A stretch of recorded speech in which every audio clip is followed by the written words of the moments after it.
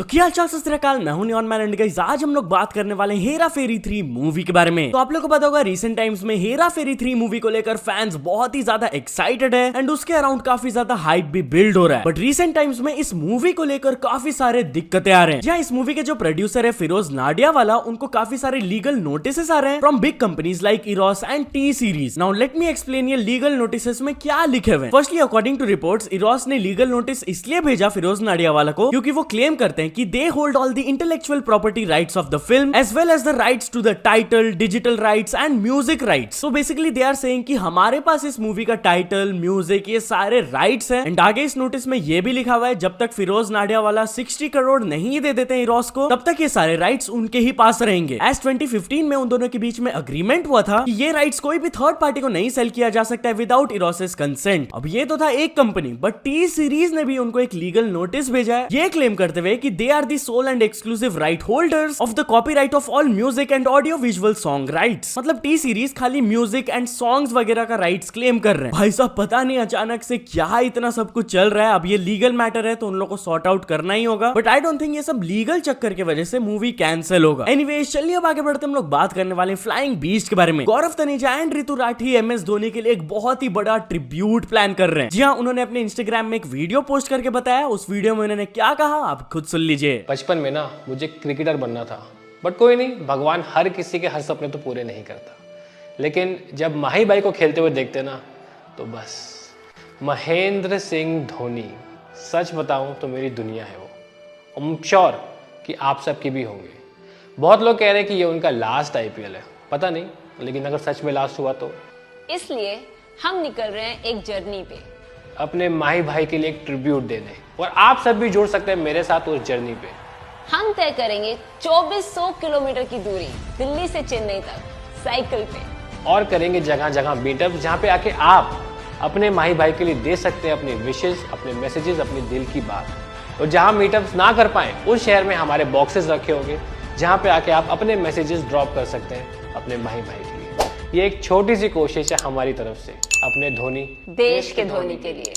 धन्यवाद। तो चलिए अब आगे बढ़ते हम लोग बात करने वाले हैं उर्फी जावेद के बारे में। तो उर्फी जावेद के साथ एक काफी खराब इंसिडेंट हुआ। इसको शेयर करते हुए वो अपने इंस्टाग्राम में ये कही, WTF, is this really 21st century Mumbai? I was denied entry at a restaurant today. It's okay if you don't agree with my fashion choices, but it's not okay to treat me differently for it. And if you are admitted, don't give me some lame excuses. Pissed off। शायद उनका कोई real life hater होगा and वो उनको restaurant में नहीं घुसने दे रहे होंगे। एनीवेज चलिए अब आगे बढ़ते हम लोग बात करने वाले UK07 राइडर के बारे में। तो UK07 राइडर अपने लेटेस्ट व्लॉग में एक प्रॉब्लम को शेयर किए जिसके वजह से उनके फैमिली को भी काफी ज्यादा प्रॉब्लम हो रहा है। वो क्या है आप खुद सुन लीजिए। वो बोल बोल के थक चुका हूँ कि प्लीज मेरे घर मत आओ, मेरे घर मत आओ।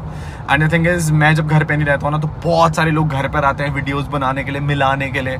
परसों का एक इंसिडेंट मैं आपको शेयर कर देता हूँ। मेरी पापा से ना फोन कॉल पे बात हुई थी, पता नहीं कोई घर पे आऊगा। वो सुबह 6 बजे से बैठा रहा एंड यू नो शाम के 4 बजे तक मम्मी को परेशान करता रहा वो बंदा कि भाई मुझे बाबू भैया से मिला दो, बाबू भैया से मिला दो। भाई जब मेरे घर वालों ने बोल दिया कि मैं घर पर नहीं हूँ तो फिर कोई लॉजिक है उस चीज़ का कि आप घर पे आकर के बैठ रहे हो कि बाबू भैया अंदर ही बैठे हैं। मैं ना कभी भी लोगों से मिलने के लिए मना नहीं करता, बाहर मिलो, आराम से फोटो खिंचाओ, वीडियो करो, सब कुछ करो। द थिंग इज मेरे घर मत आया करो यार। मेरे घर वालों को इतनी प्रॉब्लम्स होने लग गए ना इस चीज़ के रिगार्डिंग।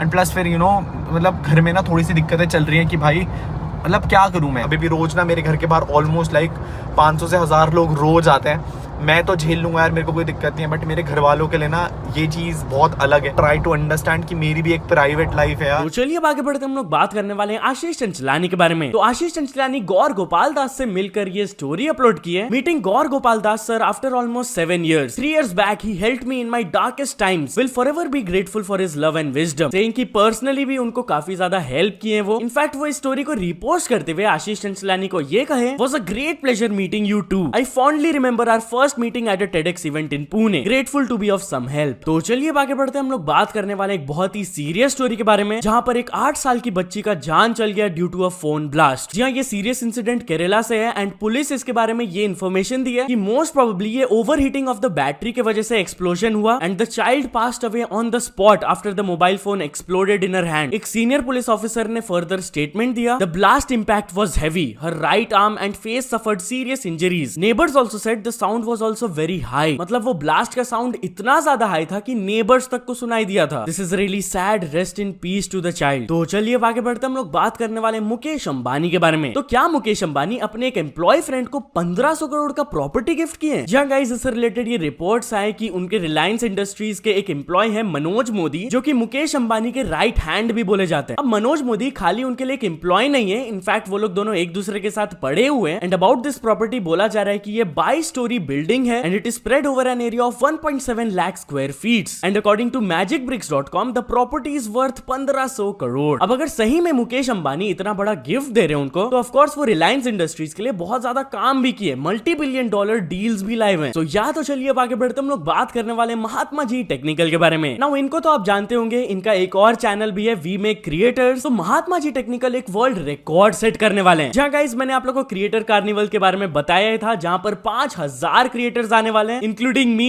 दिल्ली में ये इवेंट होने वाला है 30 अप्रैल को and the venue is Indira Gandhi stadium complex. तो या guys I am pretty sure आप भी ये वर्ल्ड रिकॉर्ड का पार्ट बनना चाहते होंगे, तो डेफिनेटली इस इवेंट के बारे में मोर डिटेल्स को चेकआउट करना, लिंक मैंने डिस्क्रिप्शन में दे दिया है। एनीवेज चलिए अब आगे बढ़ते हम लोग बात करने वाले हैं बादशाह के बारे में। तो रिसेंटली मैंने आप लोगों को बताया था कि बादशाह के एक सॉन्ग सनक को लेकर एक ऑर्गेनाइजेशन ने पुलिस कंप्लेंट फाइल करवा दिया था कि apparently it hurt the sentiments of Hindu. So finally इस चीज के ऊपर रिएक्ट करते हुए बादशाह ये पोस्ट किए, जहां पर उन्होंने फर्स्टली बताया कि वो जानबूझकर ऐसे किसी का रिलीजियस सेंटिमेंट्स हर्ट नहीं करते हैं, एंड क्योंकि इस सॉन्ग की वजह से कुछ लोगों के सेंटिमेंट्स हर्ट हो रहे हैं, तो वो उस पर्टिकुलर पार्ट को चेंज करने वाले हैं and it will be replaced by a new version of this song. And या ऑफ कोर्स वो एंड में सबको सॉरी भी बोले जो लोग इससे ऑफेंड हुए। तो चलिए अब आगे बढ़ते हम लोग बात करने वाले केस 2 के बारे में। तो केस 2 को अपने सेकंड चैनल में स्ट्राइक पड़ गया एंड इसके वजह से काफी सारे दिक्कतें आने लगी। जहां इसके बारे में उन्होंने क्या कहा आप खुद सुन लीजिए। दिक्कत हो चुकी है गाइस, अपने ये यूला फिलूस वाले चैनल पे स्ट्राइकें पड़ गई और एक साथ पड़ गई, गड़बड़ हो चुकी है भारी। तो कुछ लगभग हफ्ते भर गाइस इसमें वीडियो आ नहीं पाएंगी, लगभग हफ्ते भर।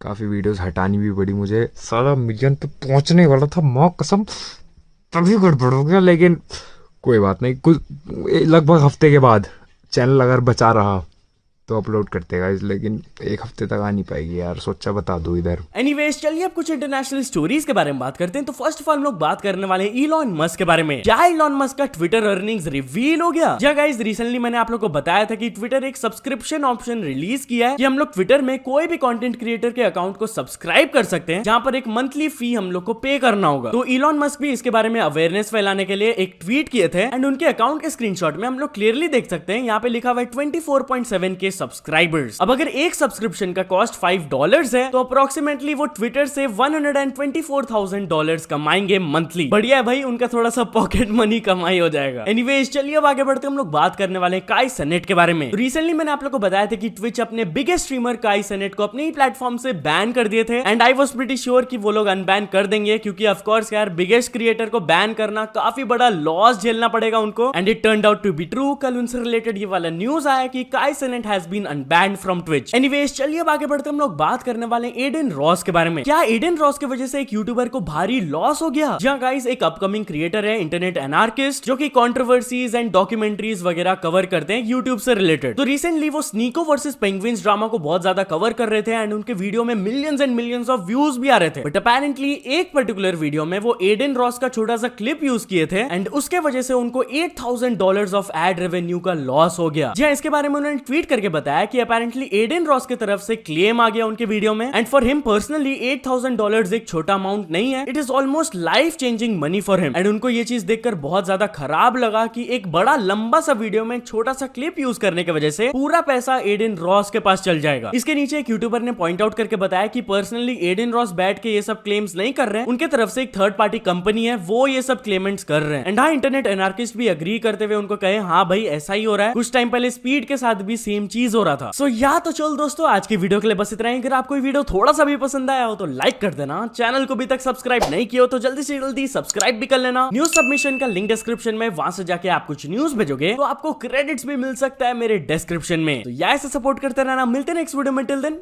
Bye bye.